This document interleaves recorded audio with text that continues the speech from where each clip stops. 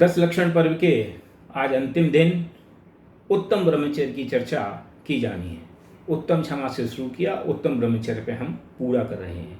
उत्तम ब्रह्मचर्य माने धर्म की पूर्णता, आत्मा के जितने गुण हैं पूरी तरह से निखर के सामने आ गए, ये उत्तम ब्रह्मचर्य का आशय है। ब्रह्म माने आत्मा, चर्य माने चर्या, अपनी आत्मा में रमना, अपनी आत्मा में लीन होना, अपनी आत्मा में स्थिर हो जाना, इसका नाम ब्रह्मचर्य है। ये तो है निश्चय यथार्थ ब्रह्मचर्य। और जब हम अपनी आत्मा में स्थिर होंगे, लीन होंगे, तो बहिरंग में पंच इंद्रियों के जो भोग और व्यापार हैं उनसे सहज विरक्त होंगे, इसका नाम है बहिरंग व्यवहार ब्रह्मचर्य, जिसकी चर्चा यहाँ पंडित साहब कर रहे हैं। अपन इसके अर्थ को देखते हैं।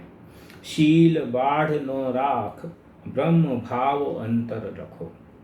शील की बाढ़ को नौ प्रकार से शील की बाढ़ को रखना चाहिए। मन वचन काय कृत कार्य तन मोदना समरम समारम आदि 9 बाढ़ों से सील की सुरक्षा करनी चाहिए। जिस प्रकार से खेत में गेहूं किसान ने बोया हो और उसकी सुरक्षा करने के लिए वो बाढ़ लगाता है, उसी प्रकार हमें अपने सील की रक्षा के लिए क्या करना चाहिए कि 9 प्रकार की बाढ़ें लगानी चाहिए, एक बाढ़ नहीं। 9 प्रकार की बाढ़ें लगाओगे तो इनकी सुरक्षा होगी। ये इतना प्रीसियस है, माने कहने का मतलब है कि शील इतना महत्वपूर्ण है, इतना प्रीसियस है कि इसके 9 ताले से पहरेदारी करो। शील वाड़ 9 राग, सील को 9 प्रकार की बाढ़ से सुरक्षा देनी चाहिए। ब्रह्म भाव अंतर रखो, किसका नाम है शील के अंतरंग में ब्रह्म भाव को रखना। मैं आत्मा हूँ, मैं ही सुख का निधान हूँ, मैं सुख का अधिकरण हूँ, ये इसका नाम है ब्रह्म भाव अंतर रखो। अपने आत्मा को अपने रूप से पहचानना, अपने रूप से अनुभव करना, इसका नाम है ब्रह्म भाव को अंतर में देख लिया। मैं अपनी आत्मा को अपने में देख लिया, इसका नाम है ब्रह्म भाव अंतर में रखो। कर दोनों अभिलाष, इन दोनों के अभिलाष दो कौन आ गए कि सील बाढ़ 9 राग, ये व्यवहार ब्रह्मचर्य और निश्चय ब्रह्मचर्य, ब्रह्म भाव अंतर रखो। इन दोनों की अभिलाषा करके करहु सफल नर भव सदा, अपने नरभव को हमें सफल करना चाहिए। मनुष्य गति की सार्थकता किस बात में है कि मनुष्य गति की सार्थकता इसी बात में है कि ये भव के अभाव में लगे। ये भव के बढ़ने में लगा तो इसमें क्या होशियारी हुई। मैंने शायद कल या परसों आपसे फिर कहा था कि चारों गति के जीव आर भय मैथुन निद्रा में लगते हैं, और ये भव भी हमने उसी में गवाया, तो क्या गवाया, क्या हासिल किया कि ये भव तो उस काम के लिए मिला है कि जिससे जो काम इसी भाव में हो सकता और कहीं नहीं हो सकता, तो वो काम क्या है कि संयम की आराधना, आत्मस्वरूप की चिंतन। संयम की आराधना इस भाव के अलावा कोई दूसरे भाव में नहीं हो सकती है, इसलिए मनुष्य भाव में यही काम करने योग्य है। तो हम शील के द्वारा अपने ब्रह्म भाव को अंतर में रखें और उससे इस मनुष्य भाव को सफल करें।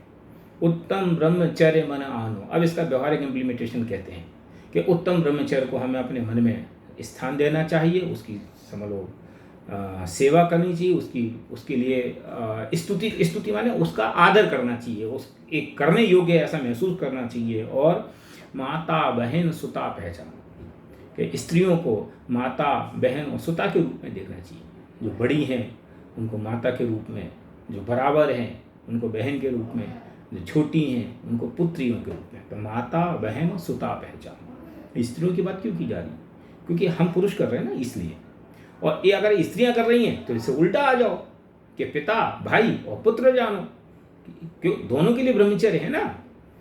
सहे वान वर्षा बहु सूर्य, टिके न नैन वान लख कूर, ये क्या चक्कर है? शास्त्रों में और इतिहास में स्त्री को सबसे ज्यादा समझ लो क्या बोलना चाहिए, अपना काम करने में चतुर माना गया है। और वो अच्छे से अच्छे उद्धाओं को अपने क्या बोलना चाहिए लटके झटकों से अथवा अपने काम के अभिप्राय से उनको अपने वश में कर लेती है। उस बात को इशारा करते हुए कहते हैं कि कोई बहुत सूरवीर युद्ध क्षेत्र में जाकर के कितने ही बाण सह के आ जाए, उससे वो नहीं डरता, लेकिन स्त्री के नैन वाण को देख करके, उनके नैनों के इशारों को देख करके वो घायल हो जाता है। सहे नैन लखे टिके ना नैन वान लखी कूरे, स्त्री के नैन वान को देख करके वो हार जाता है। कूरे तिया के असुचि तन में काम रोगी रति करे, स्त्री के असुचि तन में। अब ये देह की जो अशुचि भावना की जो चर्चा है, यहाँ पूरी वो चर्चा को समझना चाहिए कि नव द्वार वह घिनकारी अस देह करे के म्यारी, कि इस देह के साथ यह स्त्री के शरीर में यह काम रोगी रति करता है। रति करता माने आनंद मानता है, शास्त्रों में कितना कितना वर्णन आया है कि अब वो कहने में भी इतना शोभा नहीं देता कि स्तनों को मांस के पिंड की उपमा दी है, और उनको वो समझता है क्या कलश है, सोने के कलश हैं। शास्त्रों में वो भी उदाहरण दिए गए, क्या करें। तो कूरे तिया के असुचि तन में काम रोगी रति करे। रोगी को रति दिखती है, माने जो आदमी बीमार हो ना, जैसे कहते हैं जो पीलिया हो उसको पूरी दुनिया पीली दिखती है।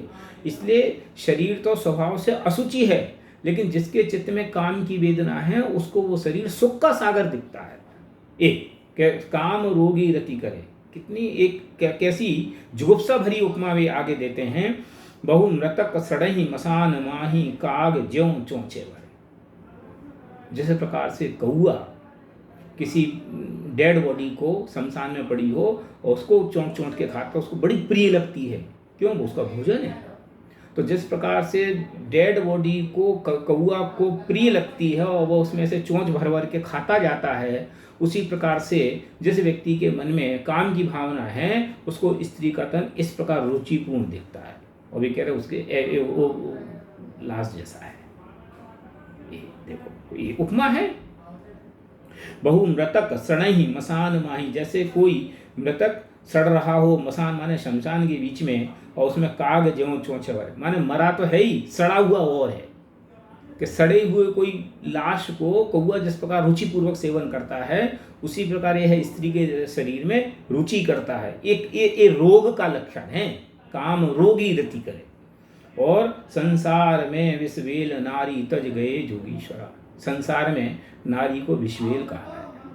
यहाँ वास्तव में नारी को विश्वेल करने की बात नहीं है, लेकिन नारी के प्रति जो वो एक सेक्सुअल दृष्टि है उसको विश्वेल कहा है।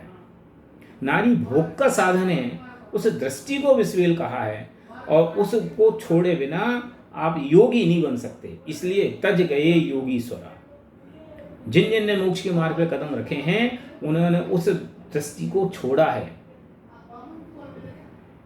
उसके बिना वे अपने मोक्ष मार्ग पे आगे नहीं बढ़ पाए। इसलिए संसार में विश्वेल नारी तज गए जोगीश्वरा, ध्यानत धर्म 10 पेड़ चढ़ के शिव महल में पग धरा।